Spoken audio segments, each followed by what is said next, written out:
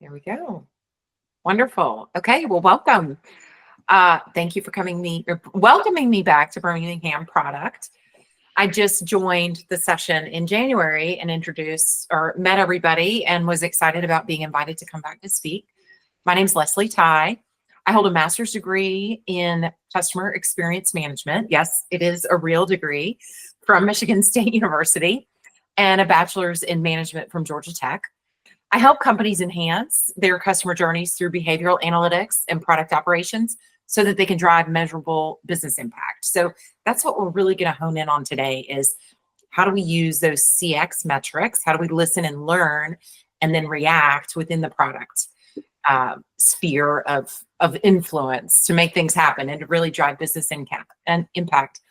So my end goal is to ensure that I'm sharing a little bit, just very brief highlights about how you can do that, some things to listen out for, but make sure that you really have the mindset of meeting the end user's needs through customer experience, but also satisfying the goals of the business at the same time. So briefly, we're going to cover qualitative, quantitative data, common pitfalls in measuring and interpreting CX metrics. And then I'll give you some real world examples. A lot of this is just going to be references that are linked in the slide. So like any of the case studies that I talk about, I've got those linked, and Smitha's going to share those out in the LinkedIn group after our meeting. So officially, what is CX? And it's really nebulous. A lot of people have different ways to interpret it. So I went to the authority. So that is the Customer Experience Professionals Association, the CXPA. And I'm certified with them, which is a designation called CCXP, Certified Customer Experience Practitioner. But it's an independent global nonprofit organization dedicated to customer experience as a discipline. And it defines customer experience as the perception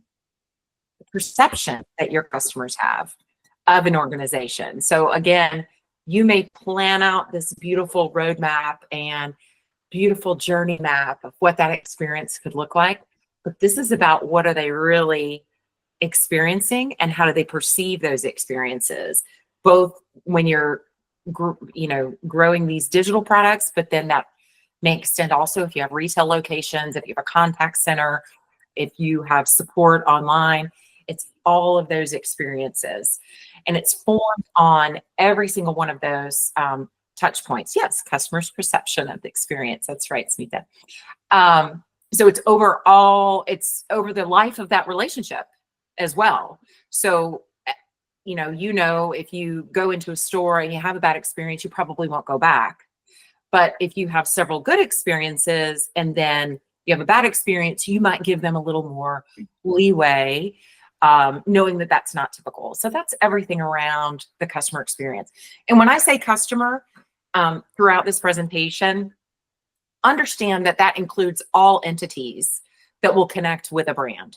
So that could be your citizens, if you're a government entity, your clients, if you're a B2B business, your members, if you're a credit union, your employees, your patients, et cetera. So I'm using customer, but just know that's a much broader term. So why do we need this as a discipline? Why do we need to pay attention? Well, organizations are challenged with addressing that difference. So like I just shared, one experience, that builds that reputation for the brand. So we want to get very finite about what are we delivering? What are we promising in our brand promise to our customers, our clients, our employees, but what's actually delivered? So this difference here is an experience gap. So customer experience, employee experience, product experience, it's all about closing that gap to make sure that we are delivering on that brand product promise. Excuse me. So why does it matter to product teams? Well, products got to go beyond just delivering working software, which was the whole agile mantra when I was in software engineering. We care about working software. Well, we got to make sure it's working software, but that it's delivering on the outcomes the business is desiring, right? Yep. So our role as product managers needs to tie to the revenue goals of the organization. And that is to drive business value, right? We're here to make money, save money, or resolve pain. So in making money, we're driving revenue by product adoption, retention, renewals, upsells, etc. Saving money. So we're going to help reduce churn, reduce the cost of acquisition, lowering support costs. Hey, Larry, thanks for joining. We see you there. Increasing operational efficiencies, and then resolving pain. It's really about solving problems. How are we reducing friction for customers? But there may also be some things in the back of the house that we need to reduce friction for our internal partners in servicing them. So the best product managers are those who tie those product decisions on their roadmap directly to those outcomes of making money, saving money, and resolving pain. So how do we do that in the product organization? Well, there's a mindset shift that needs to happen. We don't need to wait until we deploy to think about CX. That's your one takeaway here is we want to put CX at the beginning of the train and not at the end in just tracking those metrics. We want to think about the customer experience as we're designing.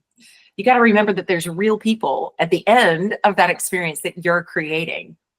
So quick story, when I was in software engineering with a FinServe here in Birmingham, a member of the CX team had to sign off on all features before deployment.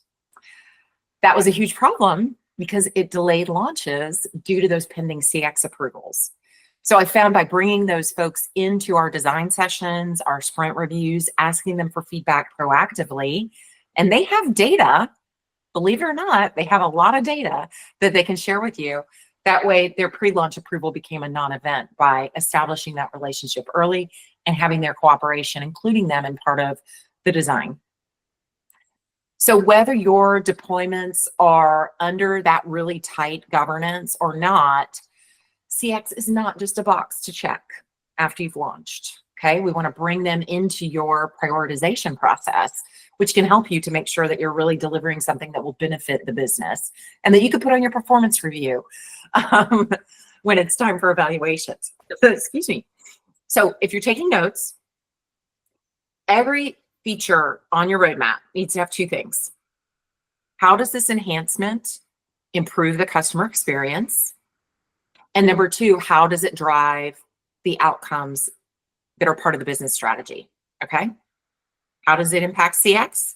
How are we driving the outcomes, right? Again, that goes back to make money, save money, or solving pain. So every bit of customer frustration is costing you somewhere, whether it's follow-up phone calls, it's revenue loss because of customer churn and higher cost of acquisition, which I mentioned earlier. Maybe your contact center, you're getting increased support costs, more phone calls, more hold time, longer chat queues, etc. So we, sorry, Smita, was that a question or you're just putting notes? I'm just adding notes as we go because there would be people that would join and just want to see how. Right. Good. Well, thank you. That's very helpful. So CX metrics can be used as an early warning system. They can signal risks before they show up on the revenue report. There's also this term in business called leading and lagging indicators, where sometimes CX is put towards the lagging indicator. But in terms of product, think of it as a leading indicator because your customers, particularly those that love you, your promoters, they're going to tell you when something goes wrong. Like today, I was using a tool that somebody had just launched. It was a chat tool. It was an AI tool. Everybody's doing their AI, little AI chat bots and stuff. And it just wasn't responding. Well, I have had a relationship with this company for years. And so I knew it wasn't typical. But if that was my first time being on the site, I probably would not have come back. But I knew better. I had a relationship with them. So I emailed them. I gave them a screenshot. They fixed it same day. So in that sense, I was an early warning system for them, an early warning signal. And we want to have that kind of a relationship with our customers, right?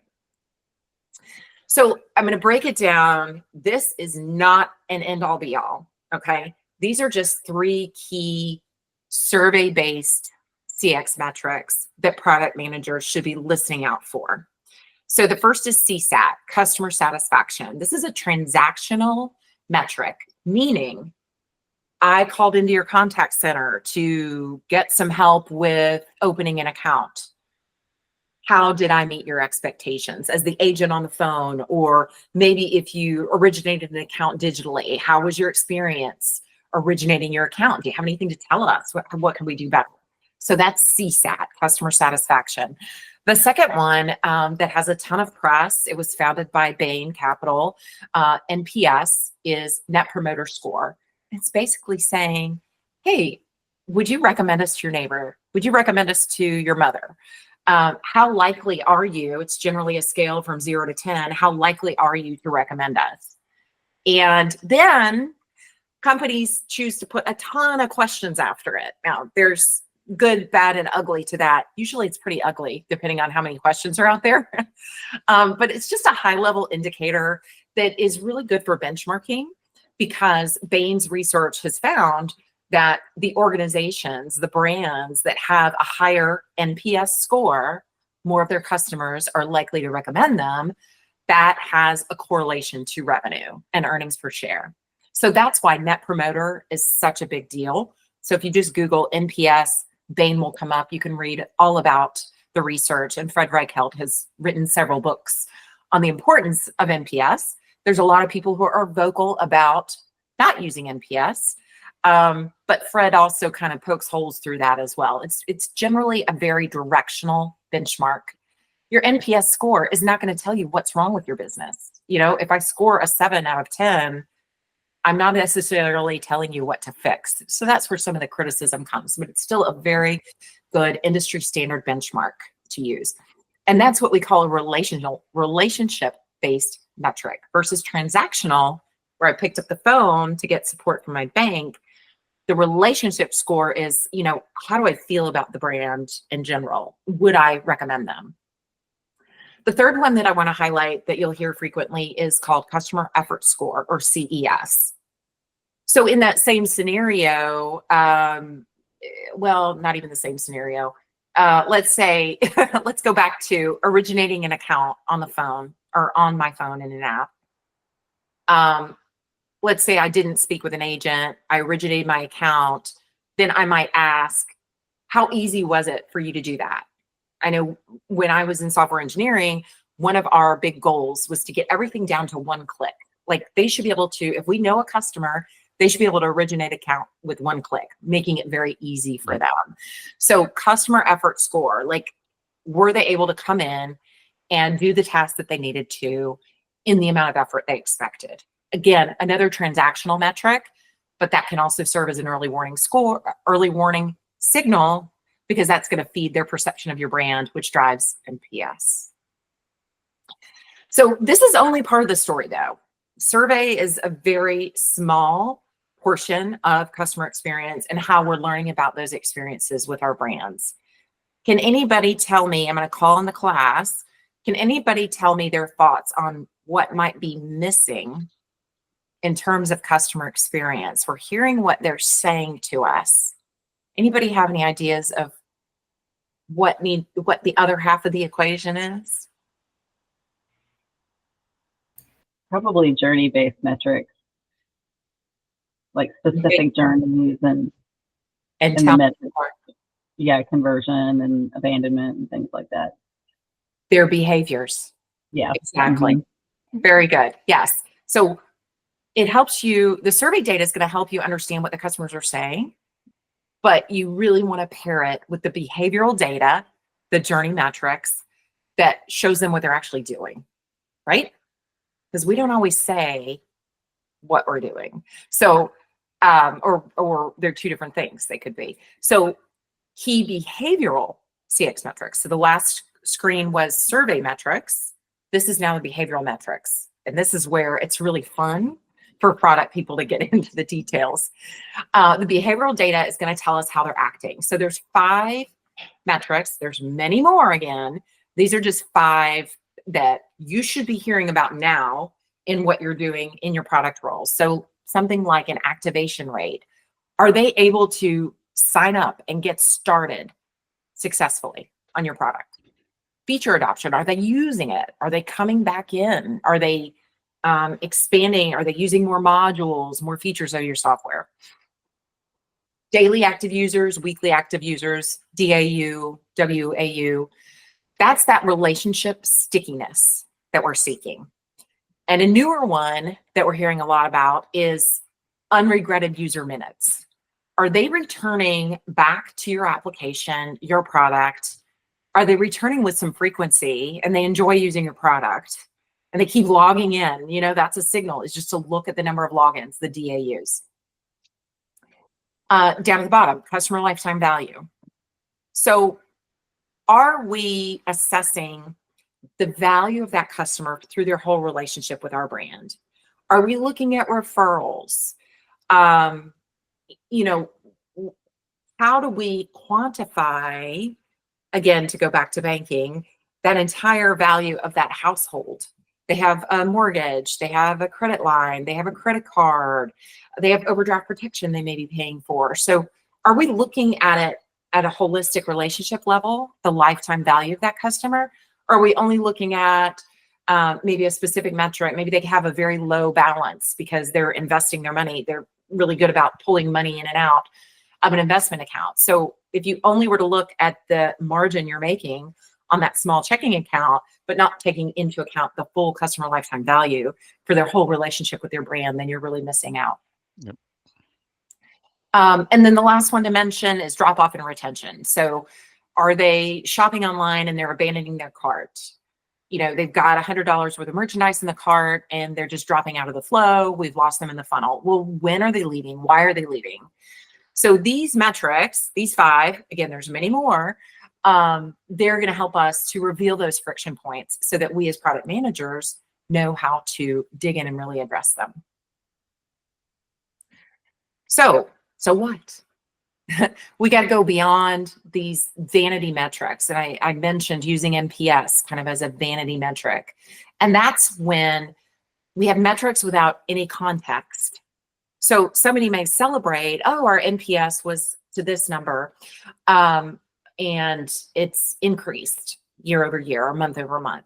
It doesn't really mean anything. It's a common pitfall just to track that number. You're not showing how it has impacted the business, right? So an example would be reporting an NPS increase, but then not correlating it to that is going to translate to this much churn reduction or this much revenue retention. So the question we need to ask, and I say we in terms of products people, I don't expect you to be digging into this data and crunching it. And you're not all data scientists, you're product folks. You should have access to an insights team or someone with a spreadsheet. Somebody in your organization should be tracking CX metrics. And if they aren't, you need to start asking those questions so that you can get access to the data.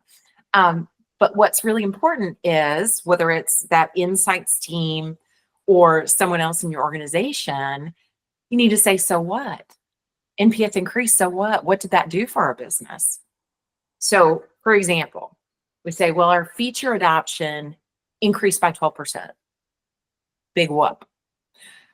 We really want to understand what is the benefit to the business. How does that tie to our outcomes?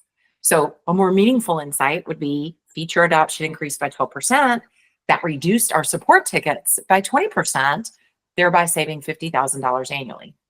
And you're going to copy and paste and put that on your performance review, right? Because you were responsible for those enhancements. So you always want to be able to answer, what business problem did we solve? Now, there's some common pitfalls of CX metrics that I wanted to bring up. I didn't list them all here, so take notes if you're taking notes and you're interested in this.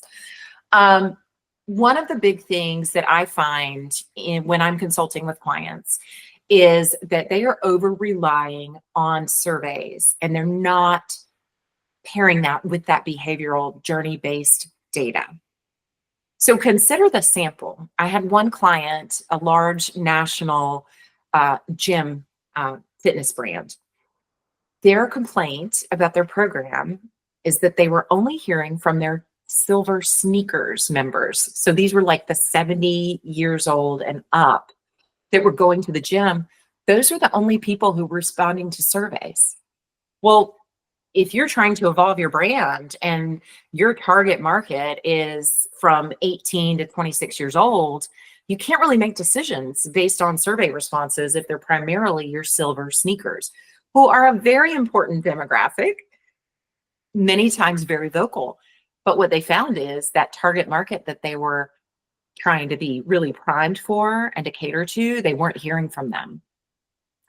So you want to make sure that you are considering the sample and be really critical about that survey data.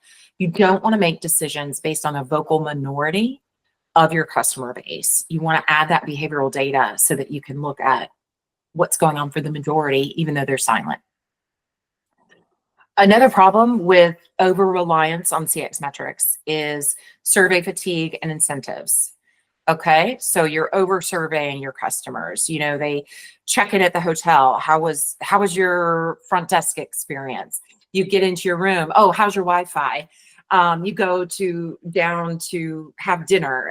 How was your experience here? You know, that just, people are like, oh, come on.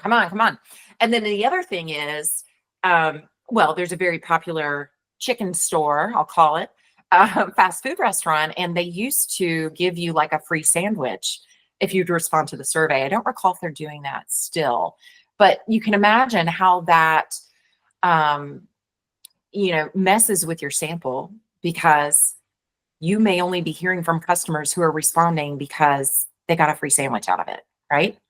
So those incentives, you always want to be really leery. There are certainly some ways to do incentives that may help you to get back some really valid data. But I would be leery of any survey program that is offering an incentive like that, because again, you just have to be bringing in more data to pair with that to really validate that you're solving the right problems for the right demographic.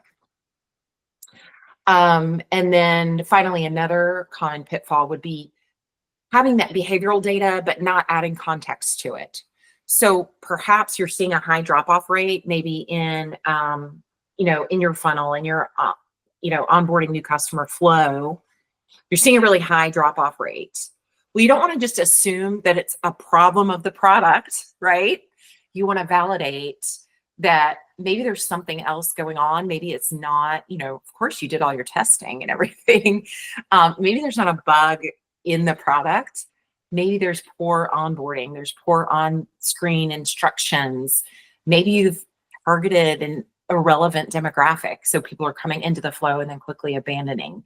So you want to make sure that you give some context, and that comes in with your storytelling, you know? So as you're asking these questions of your insights people, think critically. Like, don't hesitate to play devil's advocate and make sure that you're really making decisions on good data. So how do we track behaviors? There's no survey, right, to get the data, and we don't know that we can always trust what comes in on the survey. So how do we track those behaviors? There's a robust tool set available to product teams. I've just thrown up on the screen some of the most popular ones that I've had experience with or that my clients have used. I'm not going to list them out here, but ideas, okay? It doesn't really matter the tool. It matters the quality of the insights that you're getting from them. So things to look for: web traffic, site behavior. You know, is our site up all the time? That's like Adobe Analytics, Google Analytics, which I think they've rebranded as GA4 now. Product usage, right? We talked about that. Are people logging in? Are they adopting features? Are they adding new modules? Are they exploring other parts of the site? Hotjar, Full Story will give you the heat maps, the session replays. So again, I'm sure you all are very familiar, but I just think it's amazing technology that you could pull up a session replay and look at where those customers are bird nesting, you know, on your app, or where they're having to click multiple times and they're not able to get to what they need. Like, that's a really powerful source of information for you to understand that journey that your customer is going through, and maybe why they might be dropping out of the flow or why they might be abandoning their cart. In-app guidance, onboarding, there's a lot of tools available to prompt customers, kind of guide them where to go next. And then CDPs are a really hot topic. They have been for the last few years, but now there's more and more organizations with very sophisticated tools that will help you make sense of your customer data, their customer data platforms. So you may have everything you could ever want to know in a CRM like Salesforce about your customer. Problem is, organizations kind of lock that up. There's only certain people who can see that data. It's not very flexible, and you're not, unless you've integrated with other platforms, it's not very user friendly to help make sense out of it. So CDPs help you to do that, to look at all the different segments, what's going on with them, add those behavioral metrics to them. So key here is, here's a few names. There's a ton of other tools. Just keep in mind that you just want to select tools that give you insights that will help you connect back to that business value. Okay?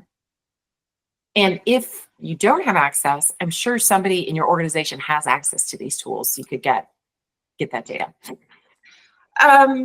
Okay, just a few more slides. I'm about to lose my voice here, and then we'll open it up for questions. So let's see CX metrics in action from some leading companies. And again, I've linked these. We're going to share the PDFs so you can get to them. But Slack, so how are they solving problems with CX data? So Slack found there was a low customer effort score tied to a review of their behavioral data. So they were pinpointing specific areas of friction, and they made a change to reduce onboarding, which led to higher activation, which results in more daily active users, stickier relationships, broader feature adoption. Airbnb, their NPS feedback highlighted some dissatisfaction. So they looked at booking data, their behavioral data, to validate the impact of improving the search filter. So then they come, they can go back to that NPS, that relationship-based score, to see that metric had improved. They weren't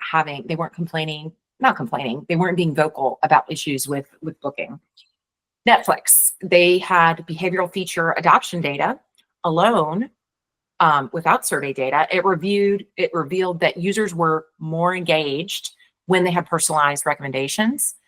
And they measured that by looking at how long they stayed in Netflix. And we all know that cycle, right? So if they pop up something else that's personalized and relevant, then you're more likely to stay using Netflix. And again, that gets back to the other term, the unregretted active minutes. Of course, we may all regret some of the time, too much time I spend on Netflix, at least for myself. A couple other examples, Amazon, they were finding in their funnel, they were having drop-offs, and it led directly to the development of their one-click checkout, because people were getting to checkout and then they weren't completing that flow. So they added the one-click checkout, and that improved their cart conversion. Again, going back to the objectives of the business. They want people to check out. They want people to buy. They want people to come back. And then finally, Duolingo, their engagement data highlighted that there were some specific daily return patterns that some of their users were coming back or they were logging back in. So not only to learn the language, but they found that when they added some gamification to the app, it increased that. People would get that adrenaline rush every time they'd come in and check off a new score or win a new badge, etc. So it's just an example of how listening to the CX data paired with the behavioral data can lead to some dramatic product enhancements that will impact the bottom line.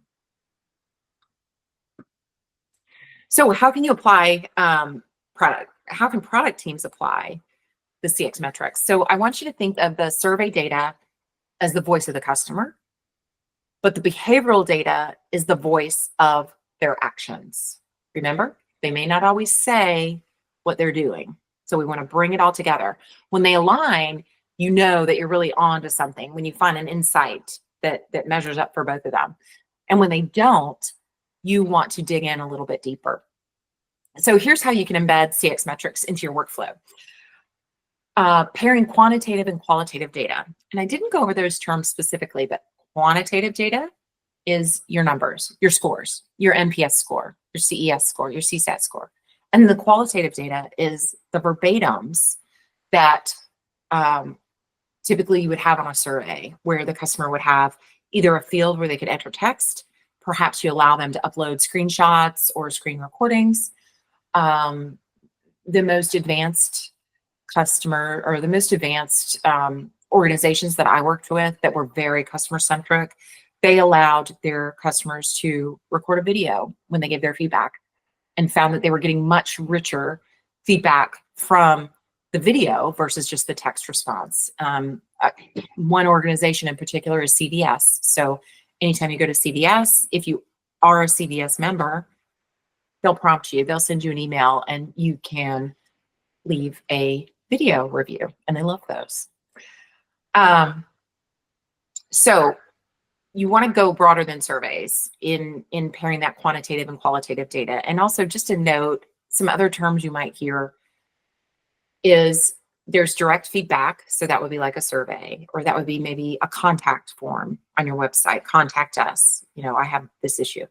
There's also indirect feedback. So think of grandma going on Facebook ranting about her experience at the car wash, right? Maybe not grandma, but that's indirect. They're not putting that out directly to the brand. They're putting that out to all of their friends and neighbors and contacts throughout the world. But you can bring that in. There are tools that will let you bring that in and listen to your customers, even if they're not telling you directly. There are some PII concerns there. You certainly wouldn't want to reach out to them.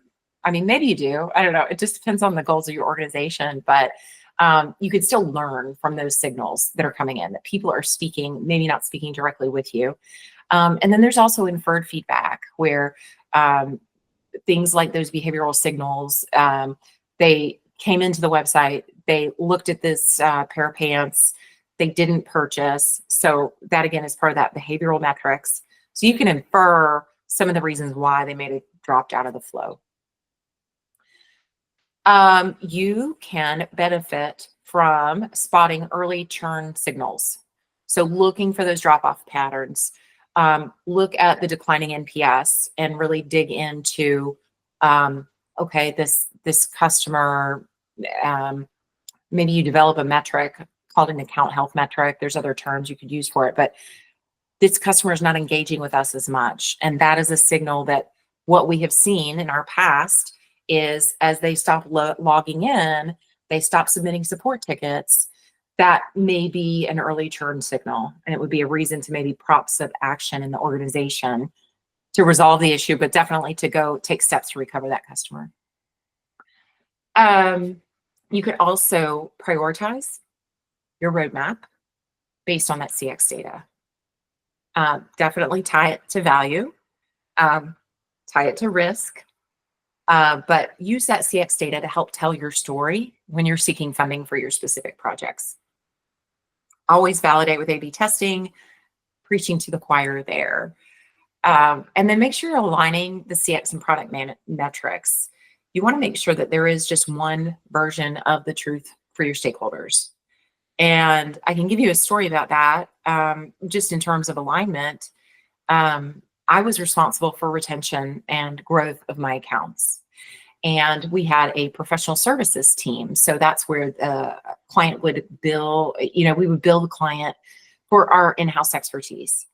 Well, the professional services team is incented by selling more hours to keep their revenue up, where my incentive was based on, I just want the client to renew. I want them to go in and love our products so much that they'll renew. So you can see that those are two conflicting,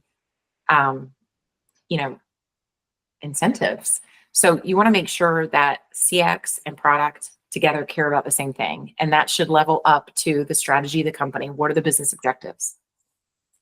So in the end, data is not just for spitting out on dashboards or to look at board meetings. You want to really use it as a compass for actioning. And then finally, it is overwhelming if you go out and just search customer experience or customer experience experts.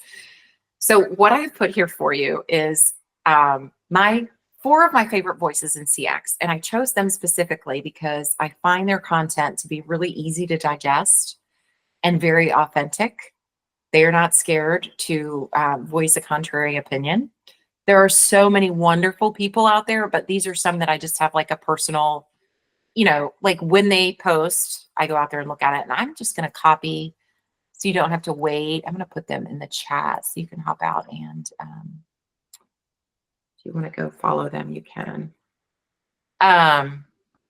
So there are those guys. Nate Brown has a great little community he's built. But then the others are thought leaders that promote CX topics related to product. So, and that's about it. So the big piece of advice is make sure you're not just building features, that you're building business value. Every roadmap decision should connect to how you're going to make the company money, how you're going to save them money, or how you're going to resolve pain. So that's all I had. I wanted to open it up for questions. Some topics we have, you know, you could talk about how you particularly show your value in your product team. And if you have experience in looking at CX metrics and using them to drive your product roadmap, I'd love to hear from you.